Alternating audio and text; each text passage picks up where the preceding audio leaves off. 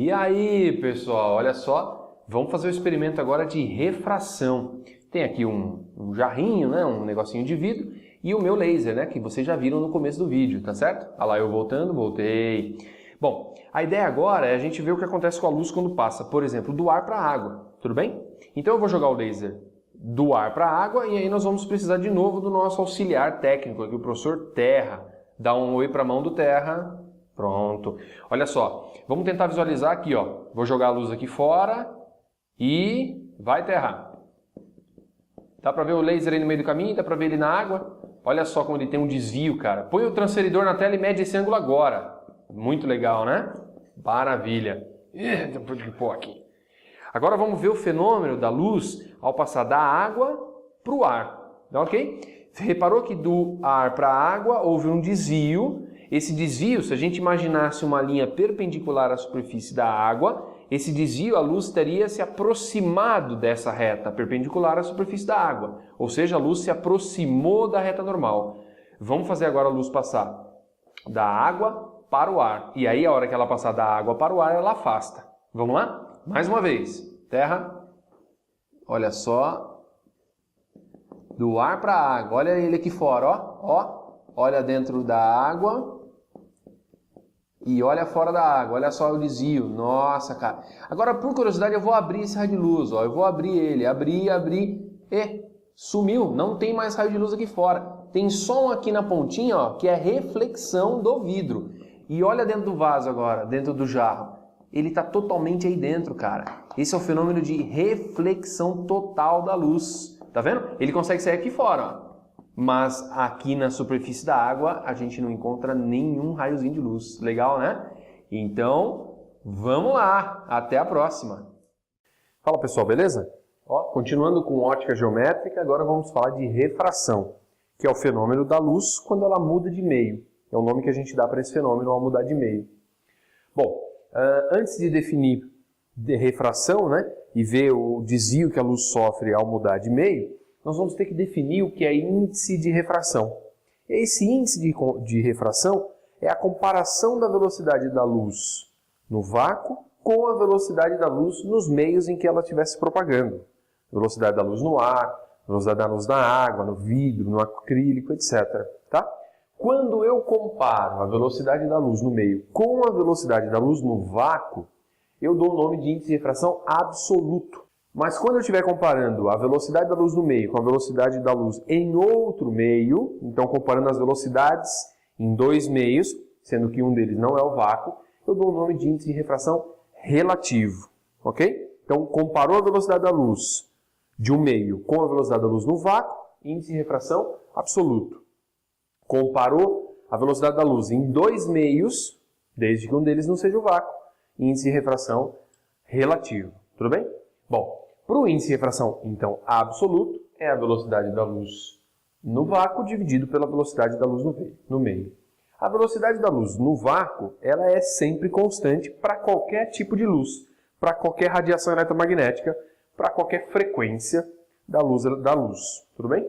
Bom, esse valor ele tem que ser dado pelo exercício, mas não nos custa escrever. O valor é de 3 vezes 10 à oitava metros por segundo, ok? Bom, e a velocidade da luz no meio depende de qual é o meio. Se é acrílico, se é água, se é vidro. E mais um detalhe, depende também da frequência da luz. Para nós, depende da cor da luz. Então o vermelho se propaga na água com uma certa velocidade. O verde, na mesma água, vai acabar se propagando com outra velocidade. E o amarelo, com outra velocidade. Para cada cor, ou seja, para cada frequência da luz, eu tenho uma propagação diferente nos meios. No vácuo, todo mundo igual, mas nos meios eu tenho uma diferenciação. Tá? Isso vai causar o quê? Que o índice de refração ele depende da cor, depende da frequência da luz. Então, o índice de refração do vidro não é o mesmo para o amarelo, para o vermelho, para o azul, para o violeta. Para cada cor, um índice de refração. Beleza? Legal. Bom, agora vamos falar então do desvio. A gente viu aquele vídeo mostrando o desvio da luz ao passar da água do ar para a água e depois da água para o ar. E agora a gente tem que esquematizar um pouco melhor isso. Então eu coloquei aqui, ó, dois meios, A e B, que têm índices de refração distintos. E o raio de luz passando do meio A para o meio B. Tá? Neste caso, eu estou supondo que o índice do meio B é maior do que o índice do meio A. Toda vez que a luz estiver passando de um índice menor para um índice maior, aqui ó, vamos anotar. Toda vez que a luz estiver passando de um índice menor para um índice maior, o raio de luz se aproxima da reta normal. Então, do menos para o mais, aproximais. Legal? Ó, do menos para o mais, aproximais. E do mais para o menos? Se a luz estivesse voltando, né, fazendo o caminho oposto, ó, passando do B para o A, do mais para o menos, afastemos. Legal? Do mais para o menos, afastemos. Bom, essa relação entre os índices de refração tem tudo a ver com a relação desses ângulos. Melhor dizendo, com a relação dos senos desses ângulos. E quem definiu isso, quem conseguiu esquematizar isso, quem conseguiu formular isso foi o Snell. Tá?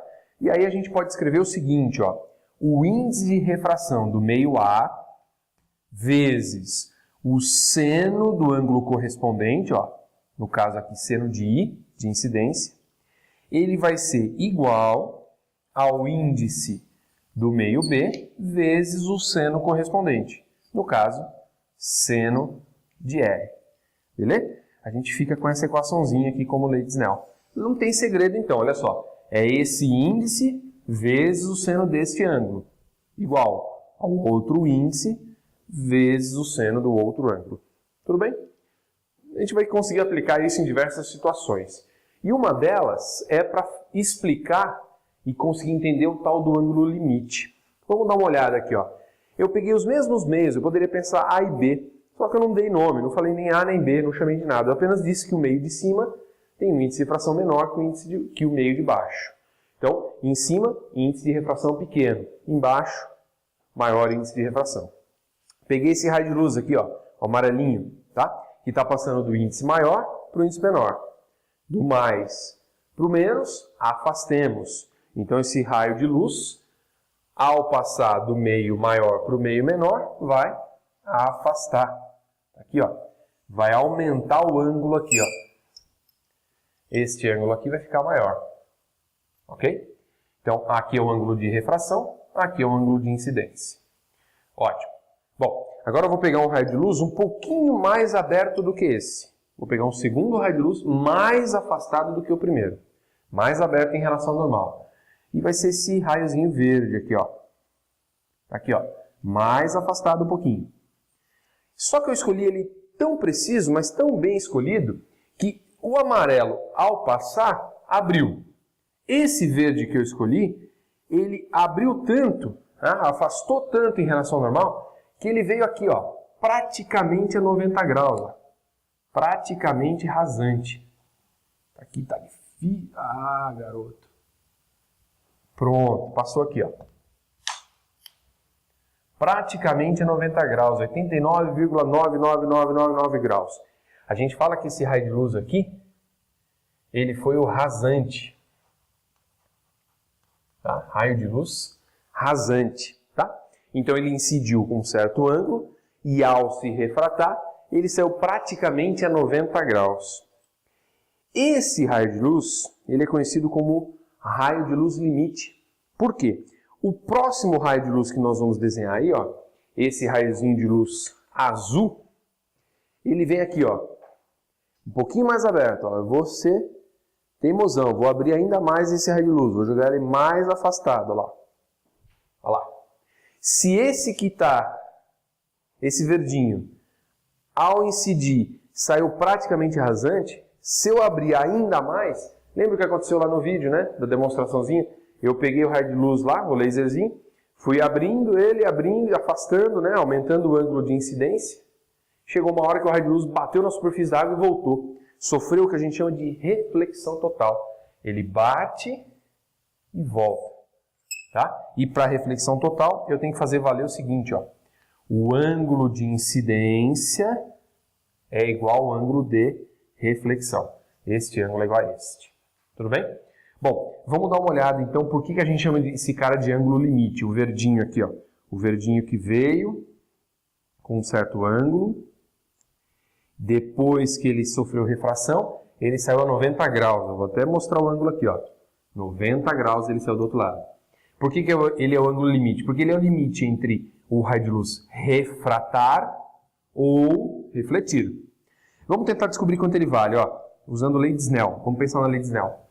Então vai ficar como? Ó, o raio de luz aqui embaixo está no índice maior. Então vai ficar assim, ó. N mais vezes. Vou chamar isso aqui de seno L. O que vai ser o seno L? O ângulo formado pelo tal do raio limite, seno L. Vai ser igual, ó, no meio de lá de cima. N menos vezes quanto? 90 graus. Ó. Ele sai do outro lado com 90 graus. Então, seno de 90 graus. Seno de 90 graus, ele é 1. Ok? Então, veja que se eu quiser isolar o seno L, basta passar esse N mais para cá dividindo. Então, vai ficar, ó, seno L é igual a N menos dividido por N mais. Tá aqui, ó. Ok? Então, repare que essa conta, N menos é o N, né, o índice, do meio de menor índice. Né? É o menor índice dividido pelo maior índice. Essa conta sempre vai dar menor que 1. Isso é uma condição necessária para o seno. Né? O seno está sempre no primeiro quadrante, ele está sempre entre 0 e 1. Então, eu nunca posso fazer uma conta dessa e o resultado dá maior do que 1. Tá? Não haveria seno possível para isso. Então, o seno do L tem que ser um número entre 0 e 1.